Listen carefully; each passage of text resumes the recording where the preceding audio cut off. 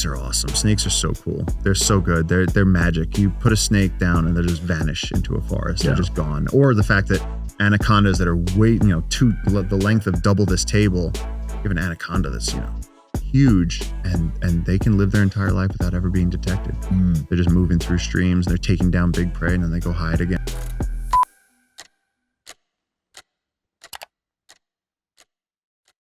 Okay, guys, flew in from the Amazon jungle. Let's go. Right. We got Paul here. There we go. How long you been out there now? This year, this is like one of the first times I've been in civilization. So like, wow. Yeah, cold water, all that stuff. It's very cool. So this is a big change for you. It's a big change for me. I'm wearing a shirt. I'm wearing 2 shirts. I have shoes on. It's like, yeah, it's a different reality. Dang. So you spent a lot of years out there then. I mean, yeah, I went down there first when I was 19 years old. 18 or 19. No, it's been 19 years. I went down there when I was 18 years old. Jeez. And the last couple of years I've been spending 7 months out of the year in the jungle. So really that's become home. Wow. Yeah. So coming back to society is weird as hell for me. I bet. Yeah. Like I'm like, like you ever see like a dog get scared of traffic? Like at this point, like I'm used to falling asleep to the sound of frogs. Wow. And so like I come back and I just like the sound of air conditioning, the sound of motors. I'm like, it freaks me out. It must be pretty soothing to fall asleep to nature sounds. Oh, it's the best. You sleep so good. Yeah. Everybody tells me that. I play rain sometimes when I can't sleep. Yeah, dude. My favorite is like Rainforest thunder tracks. When we record our own, we make our own. Oh, you do? Oh yeah. Oh, that's cool. You just like leave a recorder out in a swamp for all night. Yeah. And just get the thunder and the water dripping off the leaves. It's fantastic. It's such good sleep. We should put that up. Yeah. We should share that with people. That would do well. Yeah. When I was a kid, I used to catch frogs in my local river, but yeah, I don't know what happened to them. Broke it already. Just slide it back on. Yeah, we'll edit that out. You have to twist it a little bit. There we go. Yeah, but when I was a kid, I used to go to my local river and catch frogs. Yeah, and then they just disappeared randomly. Really? Yeah. Where'd you grow up? Bridgewater, New Jersey. Really? Yeah. Okay, so my family's from Brooklyn, and I grew up in Bergen County, New Jersey. For a lot of years. Yeah. Let's go. There you go. Yeah, I don't know what's going on with the frogs though, man. Well, chytrid fungus, habitat destruction, like everything else. That's why I do what I do. We've lost 50% of the life on Earth since 1970. Damn. So we're in this major cataclysmic moment in history where we're losing our ecosystems. And what's crazy for me is coming back to cities and realizing that 50% of the people on Earth live in cities. And most people at this point are pretty cut off from the fact that, like, farmers still know it, outdoorsmen still know it, but that's where our rain comes from. Clean air, clean water. Forests protect us against, mangroves prevent hurricanes. And it's like we need these ecosystems. And the things that make the ecosystems are the animals. The birds are carrying seeds. The bats are carrying seeds. Frogs or tadpoles are the reason that mosquito populations are kept in check. And so you kill all the frogs, and then all of a sudden you have worse mosquito populations. And then all of a sudden you have higher incidences of diseases. You have malaria skyrocket. And so nature keeps us safe. And so as we lose it, we're losing the security systems that have always kept life on Earth healthy. Right. Wow. So it all kind of connects. Every single species. It all connects, not just locally, river to river, habitat to habitat. It's international. Like the weather system created by the Amazon is influenced by what's happening in Africa. And really? It's so connected. Yes. I didn't know that. I just assumed the weather that happened in your local area, that was it. Yeah, that's what I grew up thinking of animals as living in the forest. And then working in the forest, you realize that they're creating it by carrying those seeds. And so like in habitats where you have elephants are huge seed dispersers. So they're carrying the seeds through the forest and depositing them all over the ecosystem. Yeah. And then in the Amazon's case, you have nutrient-rich sands from the Sahara flying over the Atlantic Ocean and being deposited down in the Amazon. So there's this exchange between the continents. Everything is so connected. And that's why watching people destroy ecosystems, that's become my whole job, is just telling people, like, you got to stop. And it doesn't matter whether you like animals or if you like nature. If you can't, Carl Sagan said this, if you can't breathe the air and drink the water, then nothing else you're interested in is going to happen. Yeah. We need these things. And we're at this point in history where we still can protect it. We don't have to lose these things. And so that's what's so interesting about our moment in time. Yeah, because we still have that option of saving it. Yeah, we still have so much good stuff. There's still so much to protect. What would happen if the Amazon was completely destroyed? So that's the thing. If the Amazon was destroyed, I mean, you're talking about one of the greatest physical features on our planet. The most essential forests on our planet where there's so much wildlife. So if you lost the Amazon. Shout out to today's sponsor, Lumati, bringing you the Lumati Molecular Hydrogen Mister. Looking for a simple way to refresh, hydrate, and rejuvenate your skin anytime, anywhere? Meet the Lumati Mister, a powerful misting device designed to elevate your skincare and wellness routine. This isn't just any mister, it delivers ultrafine, hydrating mist infused with advanced technology to nourish your skin, promote relaxation, and enhance overall well-being. It keeps your skin fresh, glowing, and moisturized throughout the day. It soothes and refreshes with ultrafine spray technology. It's sleek, lightweight, and perfect for use at home or on the go, and it helps combat dryness, irritation, and environmental stressors. If you're ready to upgrade your skincare and refresh your routine, check out the Lumati Mister today. Click the link in the description and experience the power of instant hydration.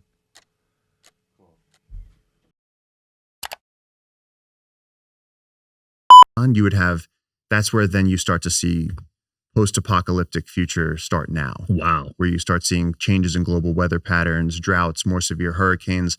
That's stabilizing our global climate and keeping the whole system running. And so to me, there's nothing, the reason I do this work is because as far as I can tell, there's nothing more important than protecting these areas. Yeah. And what's the rate of destruction right now? Is it still pretty high? Right now we've lost 50%. Damn. No, sorry. That's incorrect. So right now we've lost 20% of the Amazon rainforest. Okay. And then what they're warning us about, what scientists are warning is that if we keep hurting the Amazon rainforest, the Amazon produces its own moisture, right? So the trees every day are pumping, I think it's like 20 trillion tons of moisture into the air. And that's creating the weather system that makes it a rainforest. So if you cut too much of the trees, then across the continent, you start to see drying. And then when there's fires, they're worse. And then if we cross this tipping point, you may cross a threshold where there's no going back and the moisture cycle is broken. And then we actually lose the Amazon rainforest. And so we're at this incredibly important moment in history that we, this generation, us, have to protect this before it's too late. And it can be protected. That's the good news. But it's a very serious line that we're coming up against right now. Yeah. What are the steps to protect it? Because they're basically just cutting the trees down, right? They're cutting the trees down, and the bad news is that it's very serious and it's hard to stop. The good news is that the reason that we're cutting the trees down is pretty pointless. Like in my region, what we see is that farmers come in, and a lot of these people, you know, they're either narco traffickers or illegal loggers or gold miners. And a lot of what my organization does is we work with local people, indigenous leaders, to provide better opportunities for the loggers and gold miners so they don't have to be loggers or gold miners. And so people coming down, ecotourism, boat drivers, chefs, cooks, guides, scientists, empowering the local people and really elevating them out of that poverty that forces them to do the destruction. Half the time they love the forest. Nobody, if you went on the street and did you just went out on the street with a mic and asked people and you said do you want polar bears to be gone? Most people wouldn't be like, hell yeah. No, people want animals to be safe, theoretically. Like everybody loves elephants. Everybody loves the Amazon rainforest, but it's just disorganization. We're scattered. Everyone's hectic thinking about global politics and the economy and their own lives. And down there, people need help in order to elevate their lives to a point where they don't have to destroy the forest. So that's what we're working on. They're doing it just for money. They don't actually want to destroy the forest. Yeah. So we're seeing football fields of forest get destroyed every day. Damn. So that people can farm papayas. That's not even a good way of making a living. It's not even a good plan.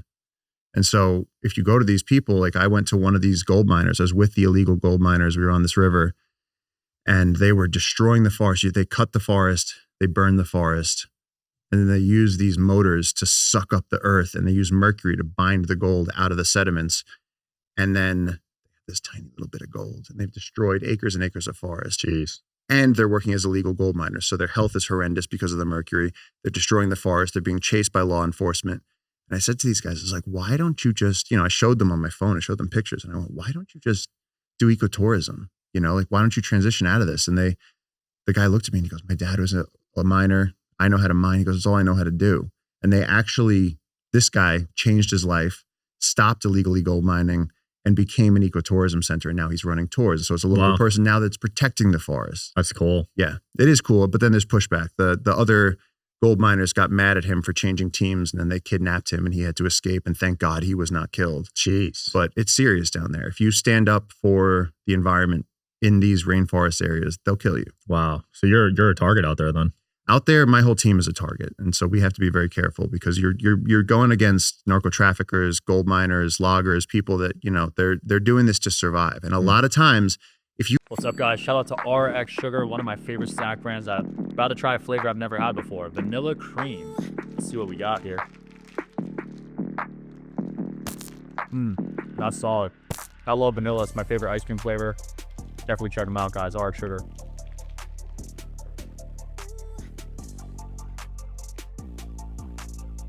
you can give them a better option, they'll be your friends. Really? But if you get in between a person's livelihood and you're trying to stop it, they will take you out. Right. So you got to be ready to present them a second option where they could potentially make as much or if not more money. Yes. And it's serious money. These are, you know, illegal gold mining mafias where they, I mean, in Peru, the police won't even go into the areas where there's gold mining. Wow. Because it's just, I mean, it's impossible to imagine it, but it's in the Amazon rainforest. There's just, you can see it from on Google Earth. You can see it from space.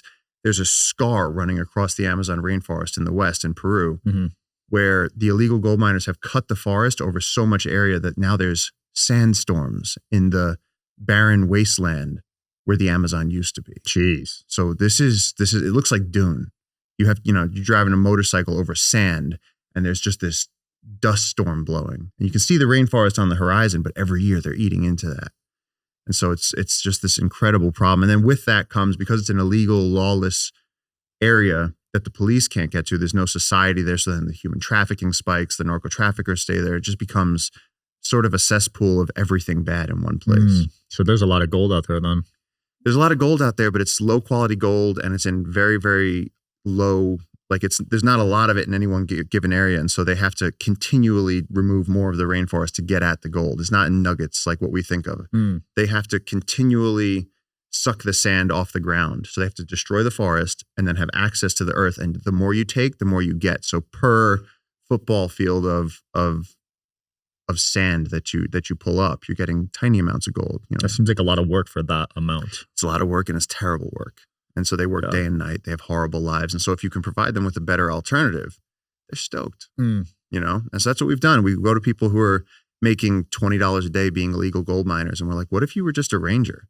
What if we gave you gear and a uniform and a boat and just, we gave you medical benefits and pay? And they're like, yes, absolutely. And then half the time they go, I don't want to be cutting these trees. Recently, we saved an area that was 10,000 acres. And when we went there to clear the loggers out, the loggers were like, okay, cool, that's fine. We understand. But can we stay? We went, what? And they went, we love this forest. I went, you love the forest you're destroying? I went, yeah, we love this place. And we said, can we be rangers? And we were like, yeah, you can be rangers. Wow. Like, yeah, it's easy. Like we make friends, not enemies. That's cool. Well, there's a lot of new studies on how intelligent like nature is, right? How trees are sentient in a way. Yeah, in a way, and just the interconnectedness of an ecosystem, the complexity of it. I think that people don't understand. Like the Avatar analogy is really good. You know, what they did with that movie where they explained how connected everything is. And you plug in. It's like when you're in the Amazon rainforest, there's medicines flowing through the trees. There's medicines for diseases that we have not discovered yet. And that entire system, down from the leaf cutter ants to the jaguars to the giant trees, everything is just this cycle where it's all getting digested and regenerated. And that whole cycle is, in a way, intelligent. It's its own thing that we have very, very little understanding of how that works. And that's what we're still trying to study, but we're losing it so fast that a lot of the scientists I speak to say that they feel like they're documenting destruction instead of studying a current reality. And they worry that our current healthy reality will become an irretrievable past if we don't do something now. And so that's what we're doing. We're working with the local people, protect that rainforest. And also it's like, you know, don't you want an earth where there's huge areas of vast wilderness with species that have never been described and just giant trees and anacondas and uncontacted tribes. There's so much amazing stuff out there that to me, it's comforting knowing that that's out there. Just like you think of, you know, areas in Alaska or Africa where there's just huge areas of wilderness. Like we need that. It's important mentally, I think, for people. Yeah. Sure. Have you ever run into an animal that hasn't been discovered yet? I've definitely many times run into insects where I take a picture of it and send it to my entomologist friends, and they go, we have no idea what that is. Yeah, there's a lot of that. Yeah. Some of them might be poisonous too, right? Some of them, well, yes, you don't eat the bugs in the Amazon. Don't eat the bugs. Don't lick the frogs. There's a lot of stuff that's poisonous in the Amazon rainforest. I mean, everything that's there, it's, we always say it's a festival of sex and death. It's everything that's there is either hunting, being eaten, trying to mate. And so like when you go out at night in the Amazon rainforest, it's wild. Really? We just got a video. We saw this bright yellow frog moving in the water, and it was moving in a strange way. And went his belly up, and we looked at it, we couldn't figure out what was going on. And then it flipped, and there was a spider with its fangs in the frog. And it was just this huge spider sucking this frog out and envenomating it. And you go out there and the jaguars are hunting for deer, and the bats are, it's like everything is moving. And you are there, and you're part of that ecosystem. It's incredible. Wow. So you don't leave at night often, do you? No, we do. We go out every night. Do? It's the greatest freak show on earth. It's fantastic. It's fantastic. I'd be pretty scared, man. Damn. Probably easy to get lost at night too, right? It's very easy to get lost. That's the most dangerous thing in the Amazon. People ask me, is it the vipers, is it the jaguars? It's like, no, man, it's just the size of the forest. If you go off trail in the Amazon, 15 feet off trail, as soon as you lose sight of the trail that you were on, you can get turned around so easily. And I'm talking about expert trackers that, we've gone out and you go, I know that I just left the trail. You see something and you go to find out what it is, and then you look behind you and you go, where the hell was the trail? Damn. And then you lose 4 hours trying to find it. And if you go in the wrong direction, it's 70, 100 miles until the next river. Forget about the next road or town. So even if you survived for weeks by yourself, you'd never make it. Wow. So the distance in Amazonia is definitely the thing that makes it the most dangerous. What's the longest time you've been lost for out there? I would say 3 full days of being fully lost, where I've been away from a river, unable to get back, out alone, and just in a huge swamp system. That is terrifying. Were you solo? Yeah, it was solo. And then it gets Blair Witchy, because you're walking all day, and there's no way to, if you're in the mountains, you can go up and you can start to orient yourself. In the jungle, you're under 150 feet of canopy. So you're deep underneath the trees. So if you're trying to triangulate where's the sun and figure things out, nah, it's not going to happen. Compasses don't work out there, I'd imagine. Compasses work most of the time. There's something with the forest where often they don't. And then, if you're using a GPS, you're good as long as your battery lasts. But if you're talking about multiple days of navigating, you need, and again, say, I'll bring myself some solar panels. And it's like, that doesn't always work. If you're on a boat expedition, you can bring solar panels, you could charge up all your stuff. But if you're in the forest, and then the thing that people don't realize is that if you have rivers, if here's a river and then here's a river and there's 100 miles in between there, no one's gone there. Like scientists will go to research stations, and scientists have done rapid assessments where they go deep out into the forest, but we don't realize how big the Amazon is. You're talking about something that's almost the size of the continental US. And so you look between the rivers. Like if you fly over the jungle in a Cessna, there's areas that no one's been. So what medicines are there? What species are there? And there's just so many areas that haven't been surveyed. There's so much to discover. Yeah. And so going out there and getting lost is kind of fun. How'd you find yourself out? Did you get lucky, or did you? I think I just got lucky, because they say find a stream and it'll take you to the river, and I found a stream and it took me to a swamp. Okay. And then that swamp system I later found out was gigantic, miles and miles and miles across. And so I was just going in circles and moving around through there. And of course that's stacked with vipers and bushmasters and stingrays and electric eels and falling trees. And so even when you make camp at night, if the wind starts blowing, if you have a nighttime thunderstorm, you have falling trees. And those trees, you're talking about a tree with a base that's the size of this room. Yeah. And then it's connected to other trees by vines. So when that falls over, it just takes down acres. Holy crap. It's crazy. So you will not survive that. Dude, trees are that big out there? Trees are that big out there. They're huge. Dude. Yeah. But you got to dodge those, and you got to worry about. Yeah, when you go to sleep, you're just like, yo, look, I wake up in the morning, like, oh my god. Yeah, no, that to me is one of the scariest things. That is nuts. Were you at any point worried that might be it for you when you were lost for 3 days? Yes, I started to think. I was like, into the wild. I was like, oh man, I just into the wilded myself. I went out here trying to go on a big adventure, and then I'm not going to come back, and then they're going to write an article about how stupid I was. That was a good movie though. It was a very good movie. That kid unfortunately chose too big of an adventure, but People do that. People, if you want to go explore places like the tops of mountains and the deep jungle and super deep ocean, it's like you have to take a certain amount of risk to go there. And to go alone seems kind of stupid, which it is. But at the same time, you get this experience of being out in the middle of nowhere. It's like being on another planet. Right. When you go for, you spend 3 days, you think of the fact that most of us, when we're born into a room of people. There's doctors, there's parents, there's people. And then your whole life, you very rarely go a day without seeing another human. It's true.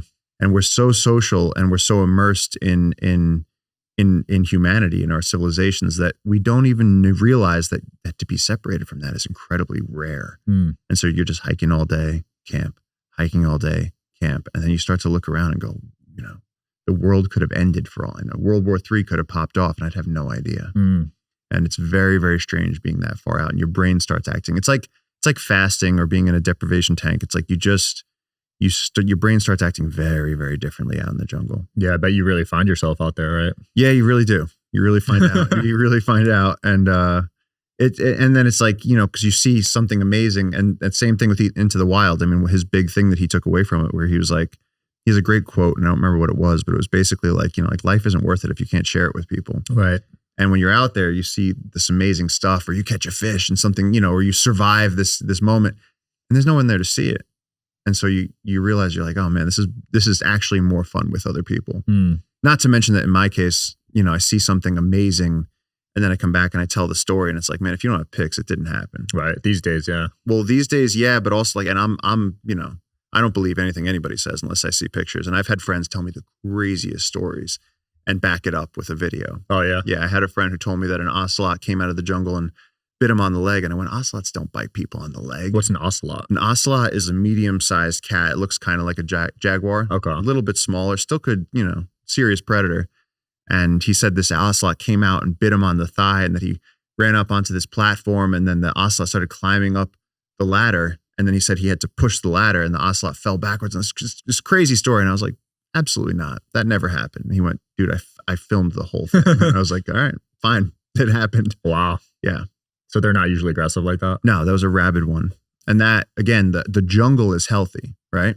And so you have loggers coming in, and in that particular case, the loggers had brought dogs with them. And the dog had rabies that it brought from town. And so a vampire bat bit the dog that bit the ocelot. And so all of a sudden you have rabies coming out there. Because in the jungle, these things there's not enough of a population to sustain, like where we are, we don't even have malaria. Wow. There's not enough hosts. There's so few people per square mile that there's not, these diseases don't exist out there. But once you start seeing trees go down, once you start having farms and towns and things, then you start seeing that go up. The frog populations get wiped out by pollution, and then all of a sudden the mosquito populations go up. And so when we mess with the balance of nature, we start suffering. Yeah, I was looking to go into Africa, and they make you get a few vaccines, right? Yeah, I mean, Africa's a different story. Yeah. Africa's complex. A lot of disease out there. Yes, it's also, I think the source, like like Ebola comes from there. It's like, that's the source. The Congo and the Amazon used to be joined. Before the continents split, the Congo and used to flow into the Amazon, and the Amazon used to flow in the opposite direction. And then when the continents split, the South America hit up against the Nazca Plate, threw up the Andes Mountains, and then started draining out to the east in reverse directions. So the Congo and the Amazon are ancient siblings, sort of. I didn't know that. Yeah. That is interesting. So similar environment. Very similar environment, totally different, in some cases, totally different animals. Like you have elephants in Africa, and you don't have elephants in the Amazon. But just both places that are mega biodiverse. Yeah. Super, super important. And both places, just like rainforests everywhere, like growing up, you hear save the rainforest. And, it's like, that's part of what led me there was like, I said, you're telling me that the most amazing thing we have that only covers 6% of our planet's land area, and we're destroying it every year. And there's just trees going down, and there's animals being hunted. And so part of going there was, I said, this can't be. And then I got there, and it was definitely happening. It was worse than you thought, probably. It was worse than I thought. And the local people were like, help us. And at 18 years old, I went, how can we do anything against this? There's this road called the Trans-Amazon Highway.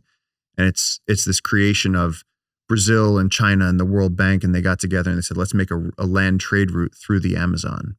And so for all of history, the Amazon has been intact, and it's been almost impossible to penetrate for humans. Well, now there's a road. Mm. And that road has been called the single most devastating environmental project that humans have ever done. Because as that blazed across the Amazon, it was wiping out entire tribes of people, indigenous groups, wildlife, ecosystems. And then it let in more and more people. It let in the chainsaws. It let in the bulldozers. It let in the illegal miners. It let in the illegal loggers. And now you're seeing all that, we call it fish boning, where you see off of the primary road, you start seeing all these other roads coming off.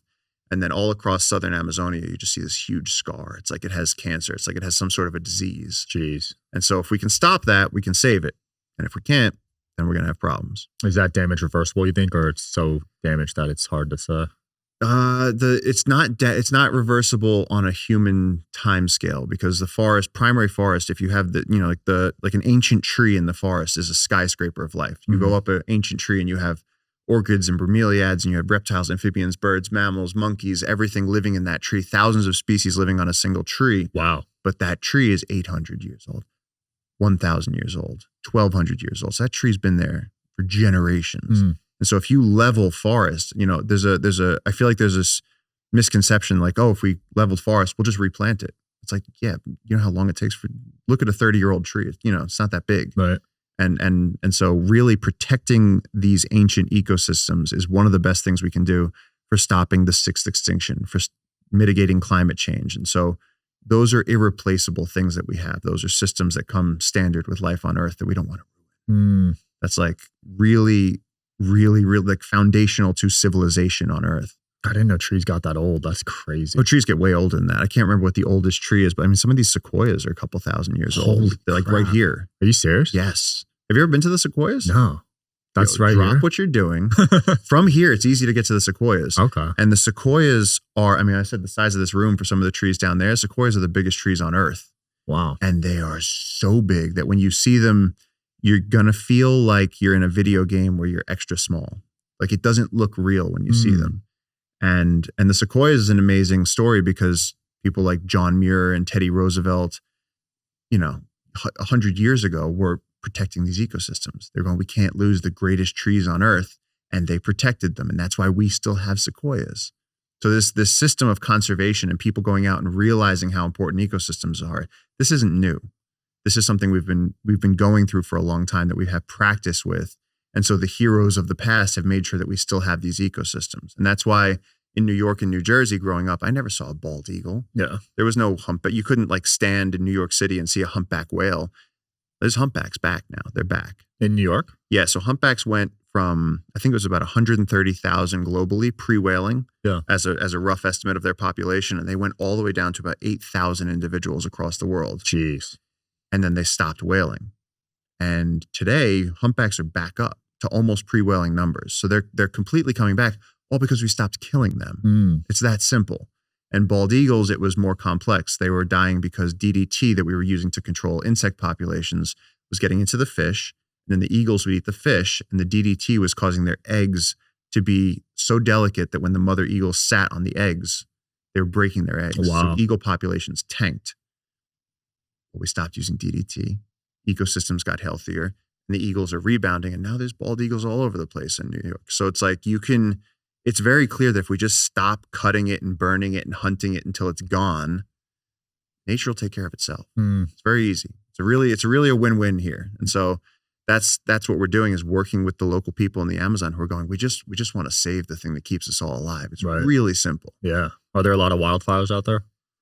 No, there's actually none. There's no wildfires in the sense that the Amazon rainforest doesn't burn. And so people get confused because they hear that in California, for example, that fires are part of the natural ecology of a forest. Right. In the Amazon rainforest, there's no natural fires. Like lightning could strike the Amazon, you could napalm the Amazon. It's not going to burn. Wow. Humans come in, they cut the trees, they leave them down, they let the tropical sun bake it for a while. Then they burn it. And then they can make a farm on there because rainforest soils are very nutrient poor. And so it's only after you cut the forest and burn the forest, and then all of a sudden you can farm for like 2 years before you've used all the nutrients. That's it? That's it. It's a very, very bad investment. It's a terrible, terrible way to make a living. Yeah. And so it's really just fixing this problem where you have, beef is a huge reason that the Amazon is being cleared. Soy is the next one. and just industry coming in and the illegal gold mining. But I think like as a global society, we need to start thinking about protecting these ecosystems, because we've gotten to this point where, historically speaking, we've never been at a turning point before where the entire Earth's ecosystems are at risk of being altered in a way that is irreversible. Yeah. And so that's something where, like just like in World War II, it was like we had to come together and go, okay, are we going to fix this problem or not? And right now, this is an even bigger issue where if we don't fix the problems that we are waging onto nature, then we're going to have these incredible consequences. And if we can just, we're very clever monkeys, but if we can show true intelligence and keep the systems that keep us alive safe, then the party's on. Yeah.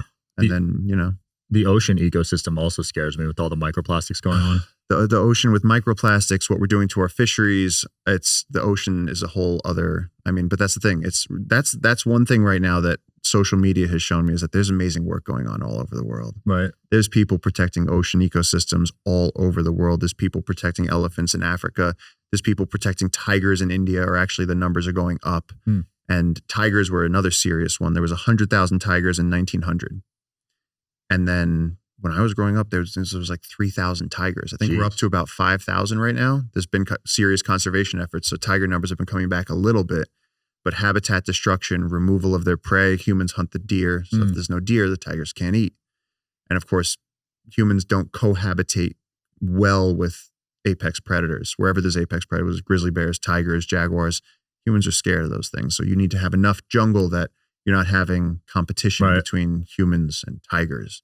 But again, we've shown that with the proper conservation, they're going to take care of themselves. They're tigers. They know how to live. And so it's very fascinating what's happening right now. Yeah. Yeah. I hope they can figure out the ocean one, because I actually stopped eating sushi, to be honest. Really? Because the microplastics just scare me too much. Interesting. Have you looked into that? I've looked into it, and I've stopped like shrimp. They say like, they're just drag netting behind the ships. And there's like the amount of bycatch. The other things, we're just cleaning out our oceans. Yeah. We're just ripping the life out of the oceans. And all of this can be done sustainably. That's the thing at the end of the day, is like, we don't have to be doing it in such a way that it's destroyed forever. We could do it in a way that sustainably makes it so that we have fish forever. One of the great things about Earth, there's fish. Yeah. Yeah. But then when you go on the farming side of fish, it's not the healthiest. So it's like a catch-22. No, absolutely not. I watched like 10 minutes of a documentary about fish farming, and I had to turn it off because I got so stressed out that I was like, this is the worst. And I already see so much death in the Amazon. Yeah. When you take an acre of the Amazon, there's so many millions of animals in there. Damn. That what people don't understand, when you hear about ecosystems being destroyed, it's kind of impersonal. It's like, oh, the ecosystem, the trees are being destroyed. But included in that is massive individual suffering for the animals. Families of monkeys and river otters and eagles and macaws, and all of that is being killed and burned. And so it's the work that we do. We're down there seeing all of this and trying to show the world that. I didn't even think about that. You're right, though. When I think of like the forest being burned, I never thought of the animals being destroyed. Animals have nowhere else to go. They go hide in the trees, and the trees are burned. And so when we go through the Amazon after the fires, like, there's just dead bodies everywhere. Oh my God. No, it's awful. That must be terrifying. It's absolutely terrifying. It's terrifying also because a lot of times we see the forest as it's being burned, and we go try to rescue animals. We go try and take footage and show people what's happening. And the snakes have nowhere to go, and there's birds and monkeys, and the animals literally have nowhere to go. So there's rescue centers down there. We try and save what we can, but it depends on us getting the support at this point. So like what I'm doing essentially is we've partnered with the indigenous people who've gotten organized, and we started this organization, Jungle Keepers. And what we did was we looked at the most wild place that we could find. And it's called the Las Piedras River, and it runs through this little corner of southeastern Peru, and it's the headwaters of the Amazon. And it's the wildest place that I could find. That's how I came to work there. I looked across the entire world and I said, what's the wildest place I could find? I looked at New Guinea, I looked at the Congo, and I went, that corner of the Amazon, if you want to talk about expansive, endless forest, that's it. And I came right before the destruction came. We're right near the last piece of the Trans-Amazon Highway that got completed. And so I got there in this period where it was incredibly wild. It used to take 2 days to get out into the forest. And then with the road, all of a sudden you started seeing illegal loggers. And then the loggers started going out into our forest. And then the hunting. and illegal gold mining. And so we banded together with the local people and we started Jungle Keepers. And that's really just a way of protecting this one river. And so it's a finite goal. We're trying to save a watershed, and contained in there is unbelievable amounts of endangered species. There's several indigenous communities in there. There's the uncontacted tribes living out in the forest. And we can protect all of this. And it's a finite goal. We have to protect about 300 to 350,000 acres. Wow. And the price tag on that is about $30 million. And right now we're 1/3 of our way to the goal. And so we're literally just trying to race the deforestation to save this. It's like literally Avatar on Earth. And we're just trying to save this forest. And the cool thing is that we're not just trying to save the environment. You know, it's not some intangible thing. We can save this watershed, and then it's protected. And then all those local people have jobs protecting it, like a national park. And it's this crown jewel for Peru. I'm working in Peru. Most people, when they hear about the Amazon, they think about Brazil, because Brazil has 60% of the Amazon. But Peru and Ecuador have the headwaters. And the headwaters, because the Andes, the cloud forests meet the lowland tropical Amazonia, you have even more biodiversity in those areas. It's the most biodiverse place, not just on Earth, but in the entire fossil record. So there's more life here than has ever existed before. That's crazy. Yeah, it's crazy. Just like we're alive, they say that the blue whale is the largest animal to have ever existed. That's pretty cool. We get to be on Earth. There's been so many different species, T-Rexes and all this stuff. We're alive with the largest animal that's ever existed, the blue whale. And we get to see an ecosystem that's been growing since the dawn of time, just speciating and just iterating life over and over and over again until the point that it's just this mega biodiverse carnival of rainforest life. I mean, it's just rainbows of macaws, and there's monkeys swinging through the trees, there's vines. It's literally like another world. And so the idea of that vanishing is unacceptable to me. And so that's just become the life mission. It's just been this constant battle to protect this place. Yeah. It's cool that you found that mission at a young age too. Yeah, it's cool. And it was unexpected and very strange for someone that grew up, and started my life in New York City. Yeah. Big change. Big change. Yeah. Went down there because I was curious about it, and then ended up joining. Yeah. And starting. And now we're leading this charge, and we've become, Jungle Keepers at this point we're like borderline global movement. I mean, just now in the airport, as I was coming here, these two guys stopped me and they're like, "You the jungle guy, the Anaconda guy?" I love it. I was like, "Yes." It's crazy. I've been like living in the jungle barefoot for months. I come up here and people are like, "Yo." Like last night, Snoop Dogg shared one of our videos. We caught a 19-foot anaconda. Jeez. Which is, as far as I know, a world record for the species. And he shared it on his Instagram. So like all these people are just like seeing what we do, and then like little by little trickling in and getting involved. Like a lot of those people, now we have thousands of people every month who are just, we tell people like, one for the price of one coffee a month, give us $5 a month. And we have all these people who are supporting Jungle Keepers, which is the most direct way to protect the Amazon. So that's another thing, is that when I grew up, you watch a documentary about nature, and at the end of it, they go, "Yeah, well, it's all disappearing. Because of roads, because of deforestation, it's all going to be gone soon." And you feel horrible. That's so depressing. And so what we've tried to do is combat that with tactics. What's that? The Banksy thing, the despair ends and tactics begin. It's like, we can't just sit there and watch it be destroyed. Yeah. We can fix this. Yeah. I'll give you $5 a month, man. Hell yeah. Yeah, easy. Thank you. And we'll link Appreciate it. that. We'll link it below if anyone else wants to do that. Yeah. I mean, and like I said, it's the thing that makes it special, is that we're protecting more life than anywhere else. And it's a finite goal. If we do this, we have to do this year. That's why I'm here right now. I was down there, I think January, I was down there almost the whole month. And then I went back to town to resupply, because I remember telling people, I was like, I haven't even been to civilization yet this year. And then, what a statement. I got myself like some ice cream. But we literally, I came here because there's so much forest right now that we could save if we had the resources. And so either we have to reach enough people and build that donor program. You get $5 a month from enough people, millions of people giving you $5 a month. We could protect the whole forest, and then everyone's name goes on the credit for making that national park. Or at this point, what I'm hoping too, because it'll make it faster, is that we get somebody with the resources that just wants to be a big billionaire. Yeah. I mean, this guy, whoever this is, would save more lives potentially than anyone else in history. You should get in touch with MrBeast. MrBeast. Have you talked to him yet? I haven't. He's we have mutual friends, but I'm not. Because he does a lot of him. videos where he like saves ecosystems and helps people. Yeah. So this would be the perfect Yeah, thing. and that sort of thing of just like democratizing conservation to the point where you go, okay, you care about this? Let's all chip in. Yeah. Let's all do small amounts and we can work miracles. I love that. Yeah. Maybe even launch a volunteer program where people come out and help for 3 months. Yeah, and that's what we do. That's what we do. That? That's why we have the world's tallest treehouse that we built out there. Oh, nice. So we did that because it's one thing for us to be out there and be posting these pictures of anacondas and the work that we're doing and the research and everything, but people want to experience it themselves.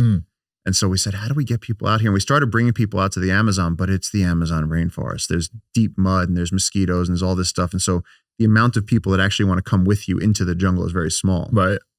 So what we did was we found the tallest tree around. I climbed the tallest tree I knew of. And then from the branches of that tree, looked over and we found the tallest tree on the horizon.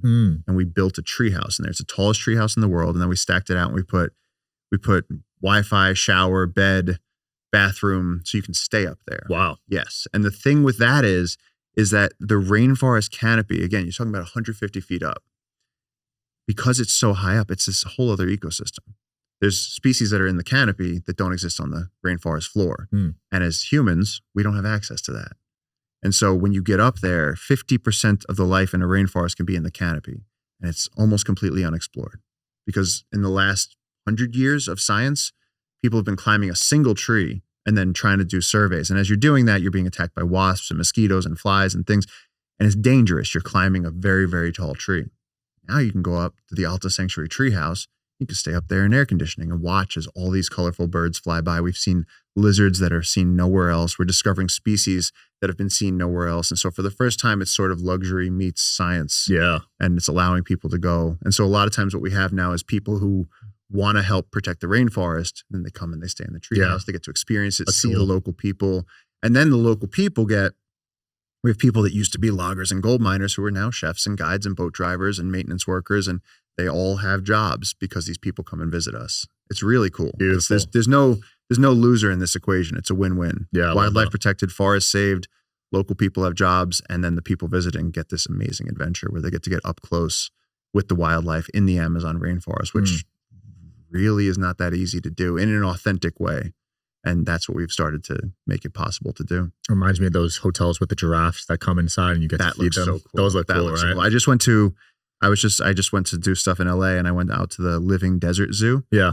And I got to feed a giraffe lettuce. No way. Yeah. And the guy who was bringing me around, who's the director of the zoo, he was like, oh yeah, that's where we do the giraffe thing. And I was like, get me over there right now.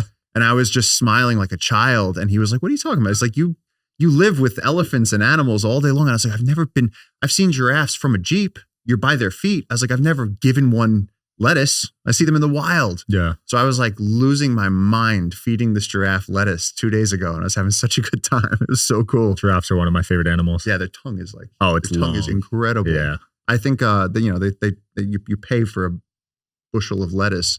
I got like 40 of them. I was buying all the lettuce. It's like, I just want to stay here all day. Yes. It was so cool. Yeah. They're intelligent too.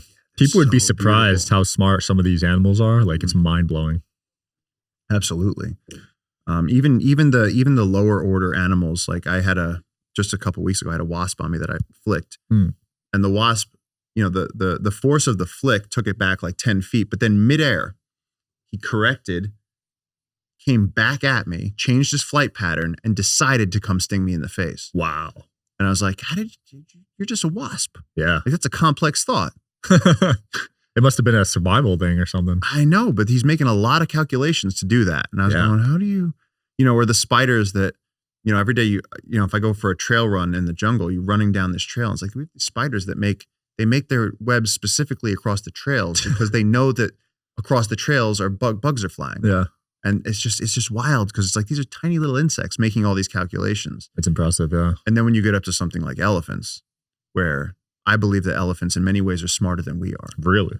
Yes, because if you put a human and an elephant out in the savannah, who's going to survive? Probably the elephant. Probably the elephant. We're probably going to die of exposure in 24 hours or step on a venomous snake or not know how to find food. There's all kinds of problems that are going to happen to us. The elephant is just going to start eating. It's going to be fine. And they know how to find water. And they can use seismic communication through the earth to communicate with other elephants. Really? Yes. Oh, I didn't know that. They rumble and they use their feet and they make a rumble through the earth. They can communicate complex things like there's water over here, there's danger over here. They can help each other navigate without even seeing each other. It's below our range of what we can hear. Mm. And then they've also documented elephants using medicinal plants. So elephants have actually been seen using plants that induce labor when they're giving birth. Really? Yes. And they all, of course, then it's famous that they have burial rituals. I actually saw the craziest thing I ever saw an elephant do was an elephant backed this girl up against a village. It was this little hut, and this matriarch backed this girl up, and she just got scared. She hit the wall, and the elephant put its trunk out and started touching her stomach. And then the elephant started communicating with the other elephants, and all these elephants came in, and the girl was just being so quiet. She was being really good. And all the elephants were just moving over her stomach. And the guy next to me translated, she was pregnant. The elephants knew it, and they were curious about the baby that she had. So it's like they know things that we don't even close to know. Crazy. It's wild. And elephants have better smell than dogs, and dogs have such good smell that people with diabetes can actually have dogs that can smell your insulin levels change and wake you up at night. Wow. Like they have superpowers compared to us. That's impressive. Yeah. Like our vision, our hearing, the fact that we don't have any kind of real defense systems, like we don't have big teeth or claws, we're not fast. When I'm out in the forest, I'm like, I feel like I'm the least intelligent animal. Snakes seem pretty intelligent too. Snakes are awesome. Snakes are so cool. They're so good. They're magic. You put a snake down and they just vanish into a forest. They're just gone. Or the fact that anacondas that are way, the length of double this table, you have an anaconda that's, huge and they can live their entire life without ever being detected. Mm. They're just moving through streams and they're taking down big prey and then they go hide again and they'll stay 2 months digesting and just pop their nose up and then go back down. And I actually know someone who she was studying Malaysian sun bears and a reticulated python, which is similar to an anaconda, but it's a python, not a boa, ate her study subjects. Whoa. And the bears were radio collared. And so she was able to track this snake. And when they got to where the radio collar was transmitting from, it was coming from underground. Because the snake had eaten this mother bear and her baby and then gone into a stream underground to digest. And so they dug up the snake and tried to get the radio collars out, and then they did, and then they released the snake. But it's like these things are just holy crap. Yeah, you're talking about a 22-foot reticulated python. Ate a whole bear? Ate a whole bear. And then those are the only snake on earth where we have documented proof that they can eat humans. Mm. There's plenty of videos now. If every now and then they'll take down like an Indonesian grandmother. And I've seen that. I never know if those are real or not. There's a bunch of them that are real. Wow. Where you see like all the villagers are around and they cut open the snake and like a person falls out. But that's like, because they don't just randomly attack people, right? They don't. It's very, very, very rare. I mean, like in Florida, like alligators very rarely actually eat somebody. Yeah. Very, very rarely. But when you have a lot of people and a lot of snakes moving through a jungle, sooner or later, lightning's going to strike and you get a hungry, giant old snake that hasn't eaten in a while. Mm. You get a little feeble old person, bending down to get some water and making a little bit of splashing. Makes sense. And that's that. Have you had any sketchy encounters with snakes? I mean, I've been working with snakes, protecting snakes, educating people about snakes since before I was 20, since for a very long time. And then now with the anacondas, because they're the top of the riparian ecosystem, they're like, if you think of fish and caiman and birds, anacondas are at the top of that. That's the apex predator of the Amazon River. And so we've been trying to study these anacondas also because with the mercury contamination that comes from the illegal logging, they could be the ones that have the most bioaccumulation. So they could be an indicator species for how that's affecting the rest of the ecosystem. And so we've found some huge anacondas, absolutely massive ones. And the first time that I jumped on a large anaconda, and again, we're trying to restrain them. Right. We're looking at is there any baseline data for populations of anacondas? How many of them are out there? Are they endangered? Are we losing anacondas? We don't know. And what's the reason that we don't know is that they're living in places that scientists don't want to go. Right. Nobody wants to go neck deep in a swamp looking for dragons. It's not fun. Yeah. And there's wasps and there's venomous snakes and there's all kinds of dangerous stuff as you're going looking for your study subject that does not want to be found. And then when you find it, you're dealing with a giant snake that will fight you. And even if you get it, what I learned when I caught my first large anaconda is that I got my hands around its neck so it couldn't bite me. Yeah. And I was like, I got it. And then it wrapped my hands and then I was essentially handcuffed with a multi-100-pound snake. And then the second coil went around my shoulders. Oh my gosh. And then it started constricting because they know if they have a problem, just kill it. And if you've ever seen a snake kill a rat, you know that when they kill something, these snakes are so powerful that they can squeeze the guts and the eyeballs right out of a mammal. Jeez. And so I felt that happening, and I tried to call for help, and I couldn't. There was no lungs. So every time you exhale, you lose that breath, and then you never get to inhale again. Oh my God. You just get smaller and smaller and smaller. And my friends got to me right in time and started unwrapping it from the back, but I just, Jeez. just so close to my ribs snapping. And so then we had to come up with protocols for what's the safe way to catch a giant anaconda. What did you come up with for that? You need multiple more people. Yeah, more people is safer. And if it's in deep water, maybe just don't. It's too risky in water, right? It's too risky because these anacondas hang out in places where the water is 15, 20, 30 feet deep, and you have floating vegetation on the surface of the water. And so the anacondas will go there and they'll bask in the sun, but they're smart. They know that if anything comes, if a jaguar or a human comes, they just go, thunk, they go right down into the water and they're gone.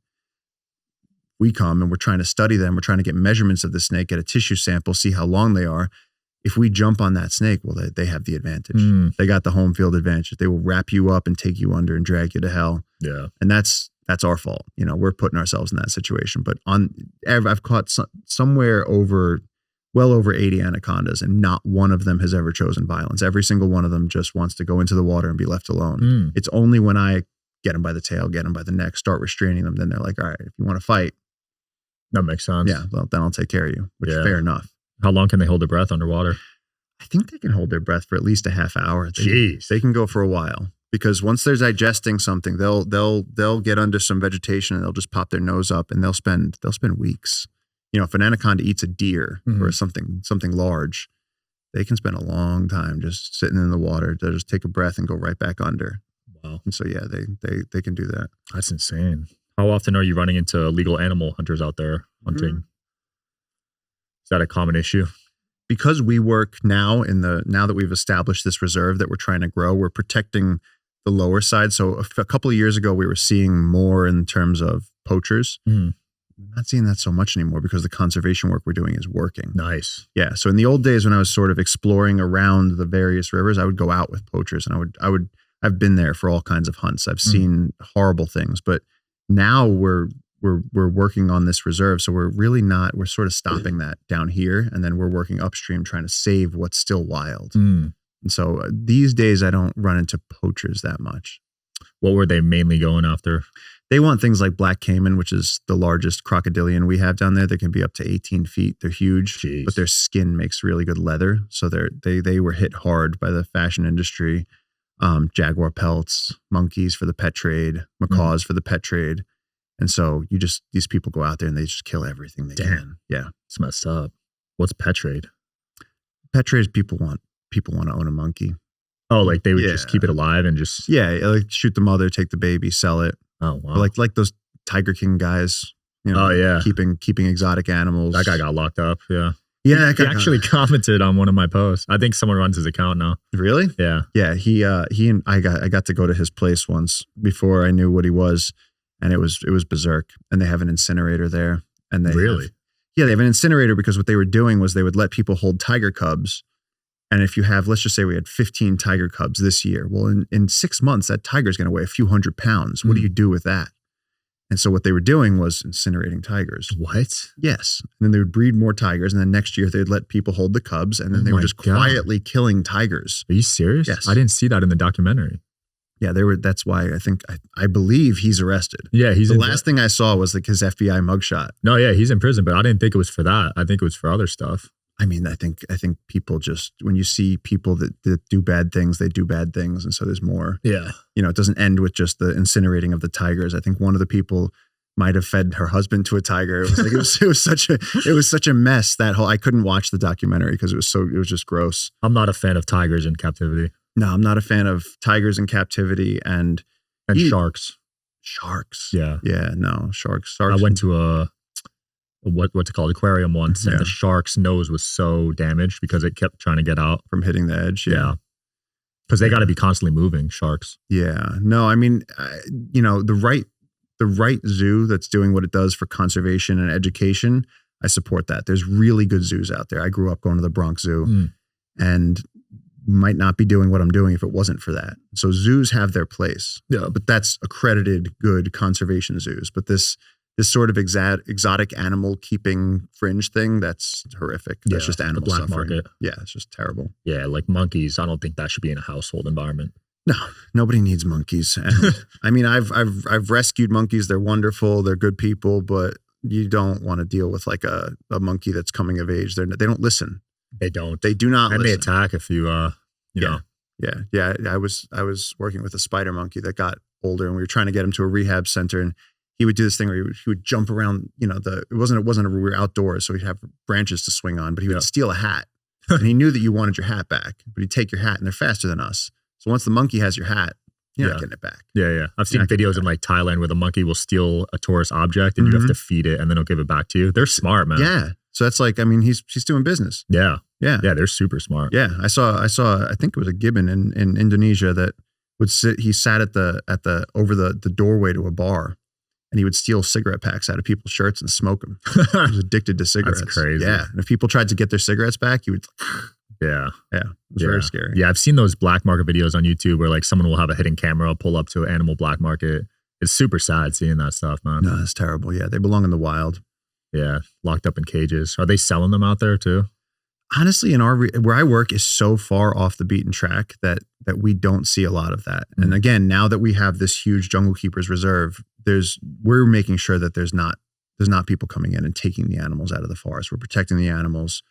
And so the only thing is, the local people still eat monkeys, but damn, that's what they've done. Yeah. Yeah. There's no cows out there. So well, that's the thing. You want them. It helps when people are connected to the ecosystem to a degree, right? If people are managing our salmon stocks and keeping the rivers healthy because they know that we all depend on those, well, then we have a vested interest in keeping the rivers healthy. Right. So then if a company comes and we want to dam this river, no, all of us depend on that. And that's the type of thing that we need.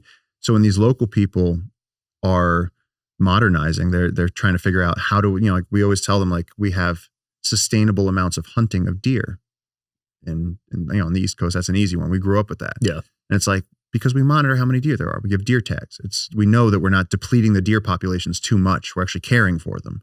And so it's the same thing there where it's like, you guys can continue your native way of life. It's just, you just got to make sure that you're not wiping out species, which as technology gets introduced, people that were hunting with bows and arrows and fish hooks start bringing nets. They start having shotguns, and it's like the game changes where it's like, it's not as fair as it was at one point. That makes sense. What's the typical diet for you out there? Like, I mean, out there, it's a lot of rice and eggs and we get like local chickens and stuff. Yeah. We try not to eat, like it's fun fishing and stuff, but like even that, I try not to do it too much. Yeah, because you said there's a mercury issue now, right? Oh, not because of that. Where we are is very, very pure. It's very uncontaminated. It's actually one of the last uncontaminated rivers in the region. But not from a health perspective, just from this perspective that we're out there pretty much year round. So if we're going out and fishing, we're going to start depleting the rivers. So it's like, once a month, if you pull up a decent sized fish and we all share it, it's like great. But like, don't abuse it, Yeah. Try to be responsible in how much we harvest. So you could drink water straight out of that river? Oh, yeah. That's cool. Oh, yeah. I've always wanted to do that, but you absolutely. can't do it out here. Come to the Amazon and drink the water, man. Have you tested it? Yeah. No. We got it tested because we tested one of the main rivers that was near a city and it was like pure sewage. Oh, shit. Yeah. And there was a lot of mercury in there. Damn. And then we tested our river and it was pretty much pure. Yeah, because the flow is what kind of purifies the water. Right? Yeah, and our river comes from deep parts of the Amazon where there is nothing up there.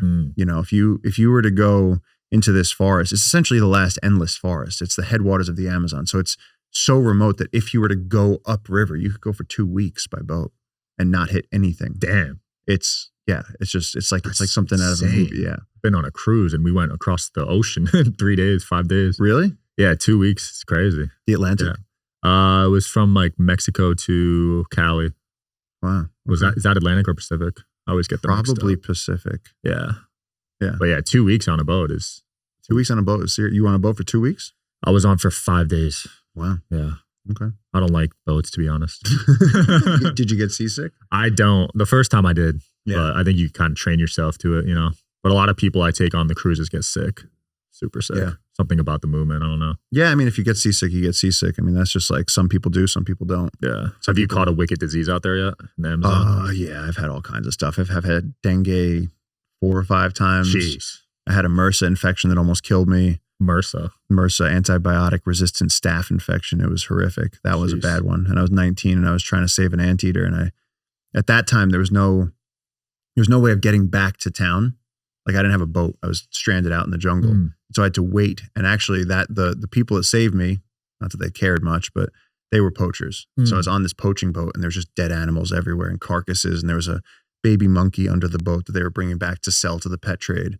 And I was just sitting there with this really high fever and just pus coming out of my face and my body and just literally dying. So you got it from the dead animals? No, I got it from a hospital. I had gone to treat the dengue. So I'd gone back to town. And then in this, backwoods hospital, I'd gotten the infection, gone back out to the jungle. And then I didn't know what it was. It just kept getting worse. And I kept going, it'll get better tomorrow. It didn't. Damn. Yeah. So what happened? I mean, eventually I had to come back to the US and they put me in the sealed off room, like the end of ET when they don't know why he's dying. And they had the doctors come in with hazmat suits and they said, where did you just come back from? And I said, the Amazon. They said, the Amazon. Okay. So they like suited up. They did not know what I had. And I spent days on antibiotics and they said a couple more days, if you didn't get to help, you would have died. Jeez. I actually have antibiotic resistance now because I took so many growing up. Really? Yeah. That's a huge problem. Yeah. It's a big problem. It's a huge I'm allergic problem. to penicillin now. I took so much growing up. Yeah, I think they said that antibiotic, like we're in a constant race with bacteria to create new and stronger antibiotics because people don't finish their courses, and then we get antibiotic resistant bacteria that can. Right. Yeah, and so that's a huge scary issue. Yeah. Yeah. Were you out there during the pandemic in the rainforest? Yeah, I just lived out in the Amazon. So nothing changed for you. Really, really nothing changed. So the only thing was that law enforcement couldn't do their jobs. And so the loggers and the gold miners made a lot of progress. Oh, they cut a whole bunch of areas because they just didn't care. Yeah. They were just like, great, you guys can stay inside if you want. We're going to go out here and we're just going to chop everything. Damn. And so we lost a lot of forest during the pandemic, but I wonder what the trees sell for because they're just making it into paper, right? oh, hundreds of thousands. No. You're talking about tropical hardwoods. You're talking about really, really just like mahogany and Spanish cedar. This stuff. Like you're talking about serious stuff. And now that road, there's a land trade route to Asia. So it's like you're talking about hundreds of thousands of dollars, not millions of dollars. Damn. Okay. Because I know this table was actually a lot. I don't know what wood this is, but this is a fantastic piece of wood. I don't know what this is, but it's beautiful. Wow. Okay. That makes sense then. So they're just selling it to China. Yeah, and I mean, I'm not going to absolve the U.S. from that. Like, we don't actually know where it goes. And one of the things that we'd love to do is put chips in some of the wood and see where that's going. That'd be smart. Yeah, that would be really cool. Yeah, track the flow because then you can expose it and call people out. Yeah, and that's the good thing about having friends that are ex-loggers. They can help you get that done. So my cousin runs a logging. We'll just go in there. And yeah, can't wait to see that video. That will be cool. Yeah, you've had some interesting videos on your YouTube lately. You just met a polar bear. What? Was that you or was that someone else? No, that was someone else. Where would I meet a polar bear? Someone made a video on YouTube. That must have been someone else. That one wasn't me. No, I did recently we did have one where we were coming down the river and there was a spider monkey in the river and she was drowning. This was just a couple weeks ago. And the river in the rainy season, you get all these crazy cross currents and it's very hard to get from one place to the other. And the spider monkey was just popping under. And so I jumped in the river and talking about animal intelligence. Yeah. I took a paddle because I went up. I didn't want to lifeguard her and just grab her by the neck, but I saw that she was going to drown. So I had to do something. So I took a paddle, I jumped in the river and I went to the spider monkey. And after having them, like you take them off the hands of poachers, you bring them to the rehab center. There's times where in the indigenous communities, I'll find somebody that has a monkey because they ate the mother. And I'll go, can I take this back to the rehab center? And they'll go, yeah, take it back. So then for 2 days, I'm living with this like baby monkey around my neck. And so you hear the sounds that they make and you get used to how they are. And so I went up to this monkey and I gave her the paddle and she looked at me and she was like, just terrified. She was happy to not be drowning, but she looked at me, she was terrified. She jumped back in the river. And then I gave her the paddle and I lifted her up and I started making spider monkey sounds. And she looked at me and she just went, fine, deal. And she held on and you can see her in the video. She's got her tail around the paddle and she's hanging there like it's a branch. And she keeps looking at me like, I don't know who you are. Like she's a little nervous and I just brought her to the side and she ran off into the forest, but it was cool. She actually accepted my help. So you learned how to speak spider monkey language. Bit, yeah. Do you feel like you could telepathically communicate with some of these animals? Nah. Some people call themselves animal whisperers or whatever. Yeah, I'm pretty worried about them. Yeah. Yeah. I'm kind of a pragmatist. Like I said, I don't believe anything unless I can see it. Evidence-based. And if I get someone that goes, oh, I'm a pet psychic. I'm like, oh, cool. Cesar Milan with the dogs. I mean, but Cesar Millan's doing behavior, right? I mean, I don't know if he's. No, he is. I don't know. Maybe he's a dog trainer. Yeah, if he went to the, that he knows that, the dog is talking to grandma. I don't know. Yeah, there are pet psychics though. I've met a few. Yeah, yeah. I'm a little skeptical. Yeah, you have a diverse range. How do you choose your guests? Do you have like a mission with the show? I'm still figuring it out. Yeah. I don't know the exact mission, but definitely to inspire and educate is a big reason for the show. Yeah. Yeah. But there's no set criteria for the guests. Like it doesn't matter to me how many followers you have or anything. I just want interesting. Just whoever interests you. Interesting episodes. Yeah. Yeah. I was looking at your Instagram once I knew that I was coming here. And I was looking at like who your like last few guests were. And then you had the dude, what's his name?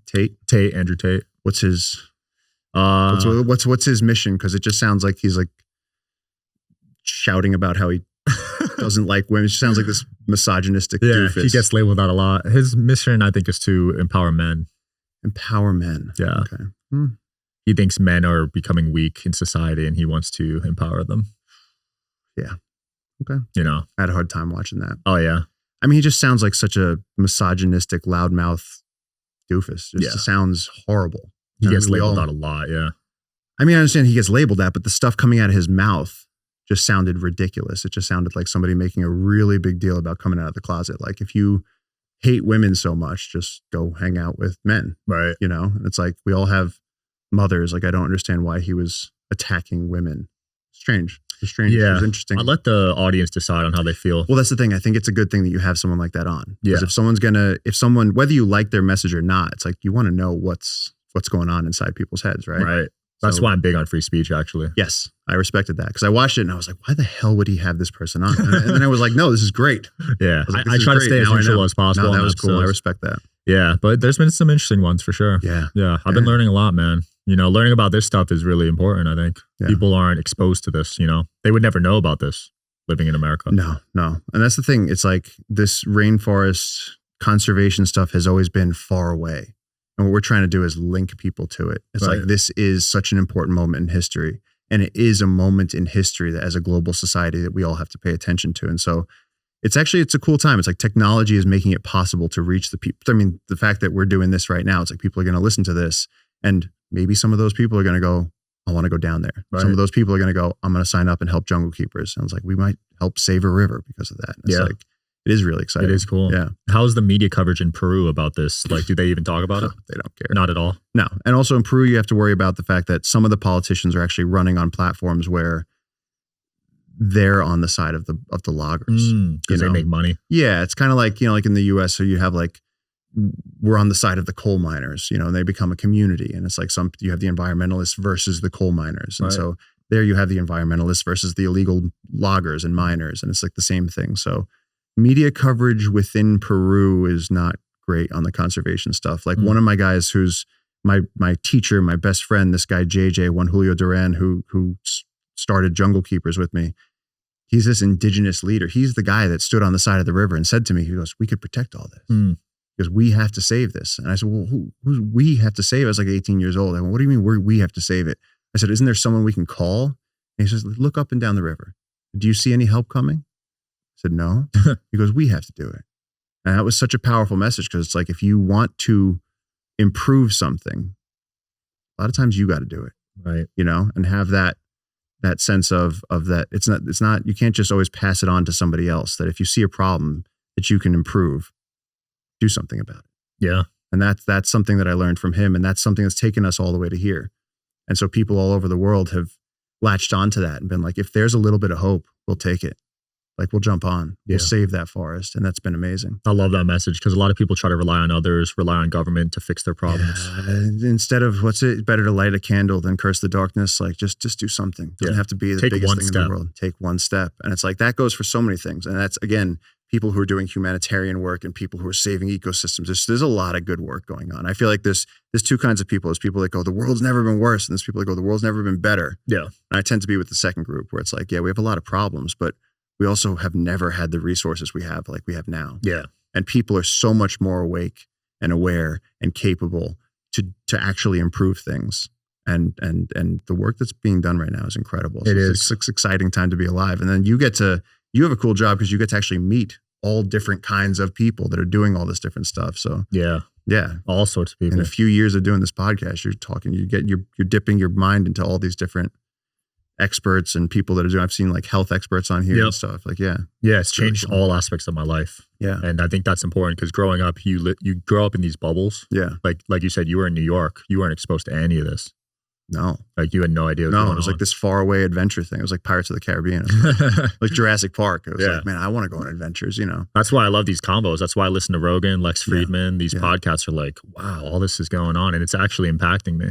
Yeah, well, yeah, especially like I think both of them have taken very seriously the size of their platform and tried to use it for good. Right. Those are both guys that I respect a lot, that have helped me out a lot. You've been on both their shows. Yeah, and I mean, Joe has helped us so much just by having those conversations. I mean, that's the power of these conversations. That's how I found out about you. Yeah. No, those are both awesome guys. I was just listening to Lex talking to Narendra Modi, the Prime Minister of India. I didn't see that one yet. Amazing. Yeah. Lex is doing amazing work. His 8-hour podcast with Elon. Neuralink. I mean, he just, I wonder with him, the prep, right? Because he goes in and he's done so much research on such diverse topics where he's asking them complex questions about, I mean, I listened to his episode on chess and it's like with Magnus, he's deep inside the chess world. And then he's talking about AI and then he's talking about the politics of this country and that country. And it's like, it's impressive. Oh my God. Yeah, it's wild. But I mean, he does the work. He does. He just spends weeks getting ready for those things. And he believes, and I think he's right, that, bringing those conversations to a larger audience is going to improve human communication, build bridges, and ultimately do good, which I think he's correct. Absolutely. I think he's onto something, which is why it's working. Did he visit you out there in the jungle? Dude, Lex came out. Yeah, I think I saw that one. Yeah. No, he came out for like 2 solid weeks. Yeah, you did a pod out there, right? We did a pod out there, and that too, in the middle of the podcast, we're sitting there talking, and I stop at one point because we had the jungle right here. Yeah. And we just like brought a table out to the edge of the jungle at the edge of this research station, and a snake starts going by, and I looked at the comments, and everyone's like, they planted that snake. And I was like, no, we didn't plant the snake. Like, it was real. It was right there. I stopped the podcast. I was like, hold on. I grabbed the snake and we're hanging out with the snake. That's hilarious. So cool. Was it an anaconda? No. It was this little tree snake, this little thing like the size of a pencil. It's adorable little snake. Yeah. I didn't know they get that small. Yeah, no, they're tiny. These tiny little cute things. Yeah. It was like, this is a snake that you could lift it off of a tree branch and you could hand it to a baby. Wow. It's a absolutely harmless, delicate little shoestring thing called a blunt-headed tree snake.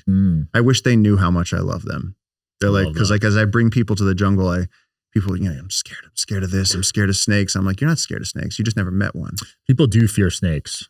People fear snakes, but it's like it's like a type of species racism, man. They've just been told that snakes are bad. Programming. Yeah. From movies, I think. Movies, the Bible. Right. Snakes are always the bad guy. That's true. Even in Indiana Jones, you have Indiana Jones. He's so cool. And then it's like, he's scared of snakes. Snakes always get cast as the bad guy. But snakes are the ones that are eating the rats and keeping populations of the things that carry diseases down. Snakes to me are helping us. Plus most snakes, rattlesnakes, if you go near a rattlesnake, it'll rattle. Don't come near me.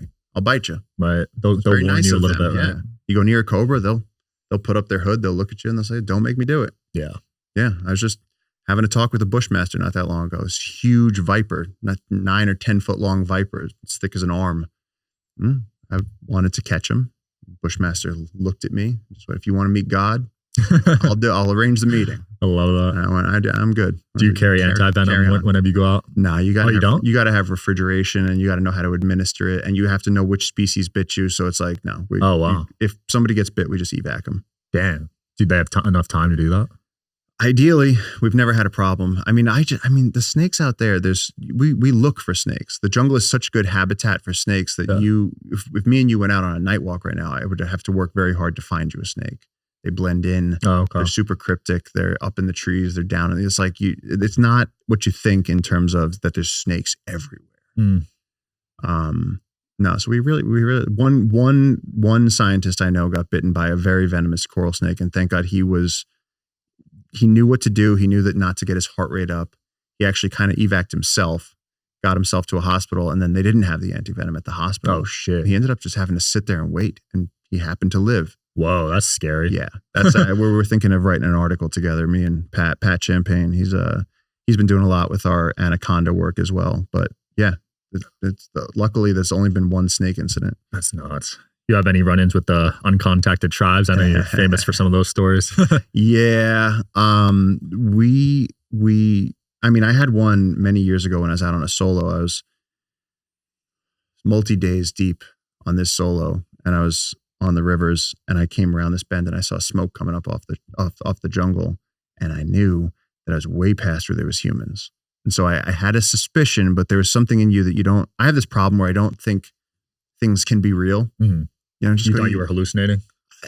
Either I'm hallucinating but no, I didn't think I was hallucinating, but you hear about uncontacted tribes and you go, it doesn't sound real. Right? That there's sort of Stone Age humans living out in the jungle now. And so when I saw the smoke, I said, well, maybe it's poachers, right? Maybe it's somebody. So I kept going. And then when I saw them, I just saw a couple of naked guys standing across the river with bows and arrows, and the blood just ran out of my face. I was instantly thinking of every story I've heard where they're, just shooting these 6-foot arrows at people. And I ran for days. I ran for days. They were chasing you? They didn't chase me. They looked at me and they were pointing, like the guy was like, you could see them looking at me, and I ran through the forest as long as I could take it. And then I came out onto the river. I inflated a raft, and then I let the river take me, but I went for days. Damn. Yeah, that was terrifying. And recently one of our friends was shot by an arrow in the last few months. And we have to be careful how much we talk about it, because you want to protect these people. Right. You want to respect these people. And there's something weird with when people hear about the uncontacted tribes, they idealize it. They go, they're the last free people. They're the last, they idealize it. Not that they're these hunter-gatherers that happen to be still surviving in the modern world. And they want to go find them. And we don't want that, because we have to protect these people. Yeah, I've seen videos of people going to like islands and trying to find them. That guy, that guy showed up with a Bible and they stuck. Oh, was that the same tribe? No. So that was in the I think Nicobar Islands, okay. I believe, Andaman or Nicobar Islands, with this missionary. They told that the Indian government keeps people away from those islands. They know that those tribes want no contact with the outside world. They've made it very clear. If you come here, we will shoot you. They've lived there as long as anybody can remember. Yeah. This dude decided that he needed to go give them a Bible. And so he showed up and they killed him on site. Oh, they actually killed him? Oh, yeah. Oh, shit. Oh, yeah. Oh, yeah. Damn. They stuck him full of arrows. I might have watched a different video then. Yeah. No, there's a couple videos of people running into them, but you got to be careful because they don't have any sort of immune system defenses for even like our common cold. Oh, wow. Forget about any of the other things that we're carrying around, but like we've been in airports, we've been in civilization, we have all these defenses they don't have. Right. And so you or I shaking their hand could kill an entire tribe. Holy crap. Yes. I never thought of it that way. Yes. So, and that's, we have to be very, very careful about that. Not to mention that on a technological level, these people don't have, some of the tribes on our rivers, like they don't have, they're using bow and arrows, they don't even have metal. We don't even have stones in our river. Yeah. And so they're extremely vulnerable populations of humans that we have to protect at all costs. And the crazy thing with them is that they can't advocate for themselves, right? Most groups, if there's something that's hurting them, can do something. You can go talk to them. You can interview them. You can make a documentary. They might be able to send a representative to go.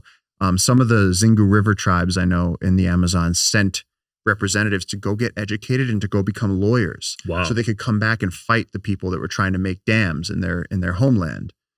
These people are living out there and they have no idea about the world. They have no idea what's coming for them. They have no idea about our technology.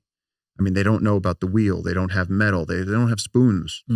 So much of, and then there's the language barrier. So it's like, we really just have to protect them. That's the best thing you can do, is respect and protect. And then, like I said, just be a little careful. I'm always a little careful talking about it, because even that, me saying that on a solo, I saw them.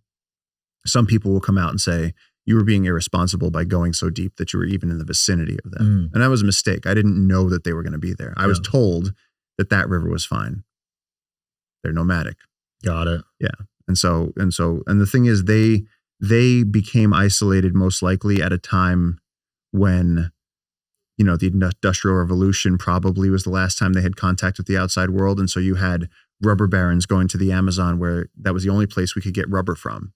In the Industrial Revolution, you need hoses and gaskets and tires and all this stuff for a changing world. And so they went down to the Amazon and they were tapping the rubber trees, and they were this horrendous Holocaust on the indigenous people, where these robber barons went down and were just making slaves out of everybody. And these tribes learned the outside world is dangerous.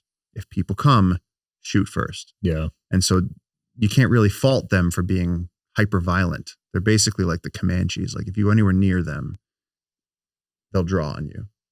And the fact that we're sitting here with microphones and an airport over there and a screen, and these people are sitting there sharpening bamboo to make their arrows right now.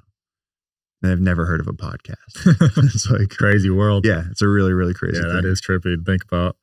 Wow. Have they had any like conflict with the people deforestate, like destroying the rainforest? Oh yeah. In August of last year, a couple of loggers were killed. Oh yeah. Yeah. And we know that the tribes don't like that they cut the trees. It's one of the first communications that they've said. They've asked for plantains. Like when limited contact that the indigenous leaders and the indigenous anthropologists have had with the uncontacted tribes, the first thing the tribes ask for is plantains. They want food. Because I think it's pretty hard to find food in the jungle when you're a group of people. If it was just me, or if it was just you, or if it was the two of us, like we could catch fish for us. But if there was 17 of us, 70, how do you feed that many people? Right. Without agriculture, as a nomadic civilization, it's very, very difficult.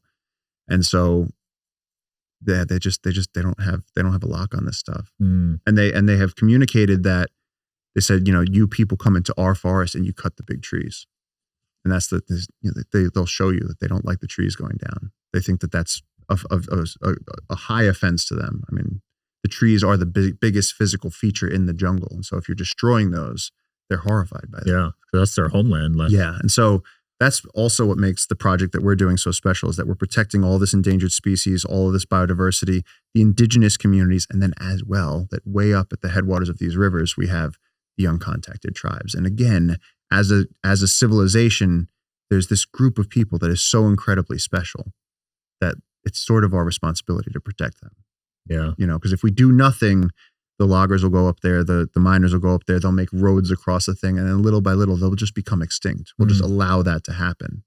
And so we're also preventing that by giving them huge areas of buffer zone of habitat where they have healthy forests that they can survive in. Beautiful. Are there still a lot of roads being built out there?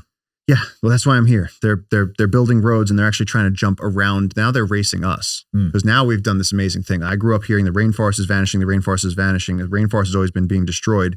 Now with Jungle Keepers, we're actually notching wins. People all over the world are helping us. We're going on podcasts. We're reaching people. JJ, who's this indigenous leader that started all of this, just got recognized by Time Magazine as one of the 100 people protecting the climate. Wow, huge! I don't know how that happened. By the way, yeah, it just came out of the ether. It just appeared. They were like, we got a message. They were like, JJ is being recognized as one of the top 100 climate leaders for 2024. It was like insane. But like, while he's out there doing that, we're literally racing the roads. And so we're actually trying to grow this reserve and protect this river. And so they're going, before they protect it, we got to get in there and get all that we can. And so now it's a race against time to protect the wildest place on earth before they burn it. I love it. Well, we'll link your website below for people that want to Please do. Yeah. Anything else you want to close off with? That's so powerful. Awesome. No, just the importance of the fact that we actually have the power to save these endangered species, to keep the ecosystems of our planet healthy. And that's something that's only going to happen now. It's not a chance that's going to repeat itself in history. And so for that, thank you for having me on here, because the more people we reach, there's going to be a few Jungle Keepers out there listening to this that are going to jump on that cause. Yeah, I'll donate tonight, guys. I'll post on my Instagram. If you guys can donate, please post, and I'll reshare it on my page too. Awesome. Thank you so much. Thanks for coming on. Thanks for watching, guys. I'll see you next time.